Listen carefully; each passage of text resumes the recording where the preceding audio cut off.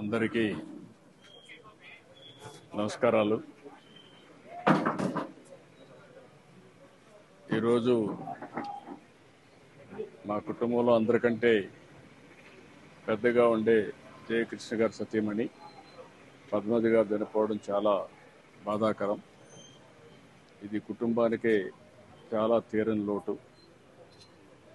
నాకు పెళ్లిగా మునుపటి నుంచి జయకృష్ణ గారితో అదే మరిగా ఆవిడతో పరిచయం ఉండేది. మా పెళ్లి విషయంలో కూడా వీరే పెద్దగా ఉండి కూడా అన్నీ చూసుకున్నారు. ఇంట్లో కూడా అందరూ యంగ్స్టర్స్గా ఉంటే మా అత్తగారి తర్వాత ఆవిడే పెద్దరికం చేస్తూ అందరినీ ఏ విధంగా అన్ని విషయాలు చూసుకోవాలని చూసుకుంటూ వచ్చారు. అలాంటి ఒక విధంగా చెప్పాలంటే అందరికీ ఏ ఏ అవసరాలున్నా కానీ కుటుంబానంతా కూడా కలుపుకుంటూ ముందుకు పోయారు. ఇటీవల కాలంలో ఆవిడకి సుస్థి కావడం, అనారోగ్యం కావడం, దాంతో ఈరోజు తెల్లవారుతో చనిపోవడం చాలా బాధేస్తుంది.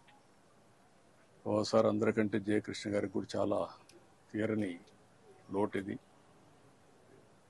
ఓసారి ఈ వయసులో ఇలాంటి రావడం చాలా బాధేస్తుంది. కానీ విధి. ఇలాంటి సమయంలో నా బావగారికి అయితే ప్రగాఢమైనటువంటి సంఘీభావాన్ని, సానుభూతి తెలియజేస్తూ దేవుడు ఆయనకి అన్ని విషయాల్లో ముందుండాలని కోరుకుంటున్నాను.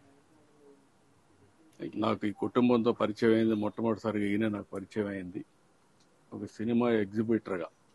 నేను అప్పుడు సినిమాటోగ్రఫీ మినిస్టర్గా ఉంటే ఫస్ట్ టైం నా దగ్గరికి వచ్చేవారు. అక్కడి నుంచి పరిచయం, తర్వాత మా నాయకుడు అయినటువంటి మామగారు అయినటువంటి రమారావు గారిని కలవడం, అవన్నీ జరిగాయి. ఈయనే అన్ని విషయాల్లో ముందున్నారో చూశారు. అలాంటి వ్యక్తికి ఈరోజు రావడం చాలా బాధేస్తుంది. ఏదేమైనా మేమందరం అండగా ఉంటాం. ధైర్యంగా ఉంటాడు, ధైర్యంగా ఉండి ముందుకు పోతాం. ఇది ఎవరూ తీర్చలేని లోటు, చాలా బాధాకరమైనటువంటి సంఘటన. తలుచుకుంటే ఒకసారి చాలా బాధేస్తుంది. ధైర్యంగా ఉండడం తప్ప వేరే మార్గం లేదు. Okay, thank you. ధైర్యంగా